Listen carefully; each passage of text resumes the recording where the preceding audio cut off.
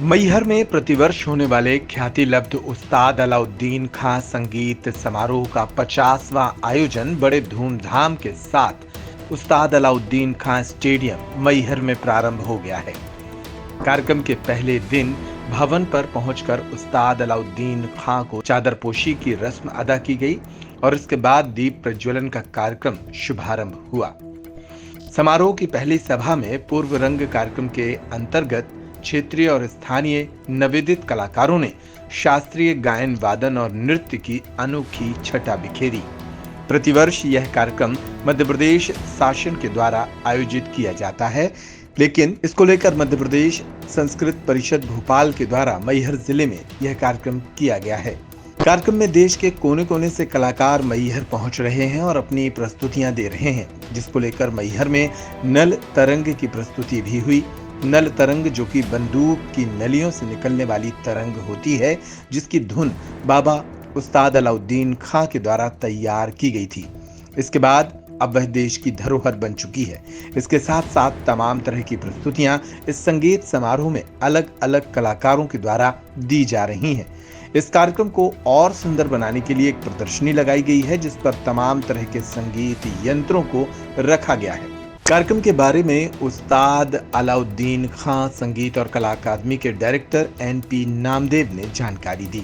अनोखी उपलब्धियों में से एक है जिसमें मैहर बैंड उन्होंने बनाया। मैहर बैंड लगभग 106 वर्ष पुराना, आज बाबा का जन्मदिन है। इस उपलक्ष्य में ये हो रहा है, इसलिए ये खुशी डबल हो गई। मैहर बैंड में नल तक प्रमुख कहलाता है, जो बंदूक की नालों को काट के बनाया गया है।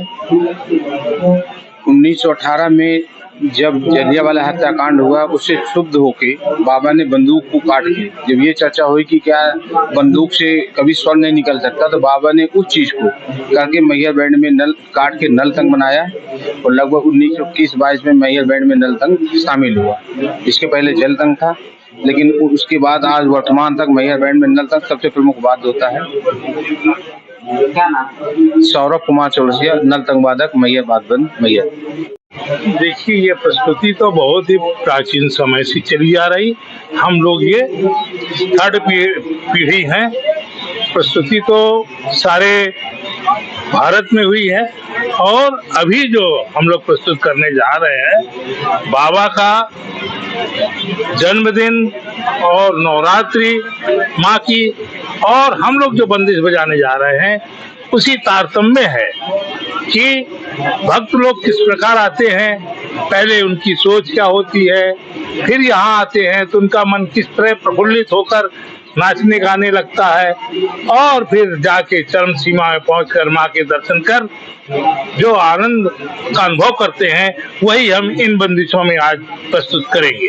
नल तरंग विशेष महत्व है। नल तरंग विशेष महत्व इसलिए है कि वह एक अनूठा वाद्य है, संसार में कहीं भी नहीं है, और उसका अट्रैक्शन सबसे बड़ा यही है कि वो बंदूक की नाल का बना हुआ है, कोई साधारण ऐसे लोहे का बना हुआ नहीं है, और बाबा ने उसे बहुत तराश कर बनाया है, बड़ी मेहनत के और शिद्दत के साथ बनाया है। इसलिए उस समय भी वो उसी तरह चमक रहा था, आज भी उसकी शैली सब लोगों का मन लुभाती है।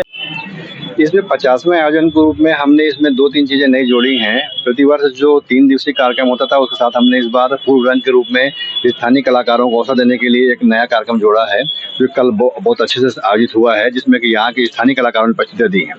ये साथ ही तार वाद्य की हमने तंतु वाद्य के नाम से और देवी जी के नाम से, जो कि बाबा देवी के परम भक्त थे, उनके नाम से प्रदर्शनी भी यहाँ पे आयोजित करी है, जिसको अभी अवलोकन सभी अतिथिगण करेंगे और आने वाले समय में आगामी 3 दिवस में जनता के लिए भी उपलब्ध हो सकेगी। इसके साथ साथ जो यहाँ की स्थानीय कमेटी का प्रस्ताव और जो इस क्षेत्र में उत्कृष्ट गायन वादन और नृत्य में लोग हैं, लगभग पुराने जो हमारे शास्त्रीय वाद्य यंत्र हैं, चाहे सरोद हो चाहे अब सितार हो, सभी को के वादन के जो राष्ट्रीय कलाकार है, उनको हम लोगों ने यहाँ पे आमंत्रित किया है और प्रतिदिन उनकी प्रस्तुति यहाँ पे हम लोग करा रहे हैं। इसमें हम लोग दिल्ली से आए हैं। मैं गुड़गांव रहती हूँ, पर हम सभी दिल्ली, गुड़गांव एंड दिल्ली एनसीआर से हैं।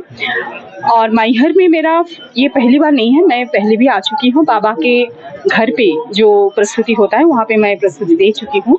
और जैसे कि हम लोग सभी जानते हैं कि भारतीय संगीत परंपरा की जैसे तीर्थ माना जाता है मैहर को, बाबा अलाउद्दीन खां की जो पुण्य स्मृति में जो बना हुआ है। और ये फेस्टिवल में आज जो हम लोग इसमें पार्टिसिपेट कर पा रहे हैं, इसके लिए हम लोग बहुत ही सौभाग्यशाली मानते हैं। हम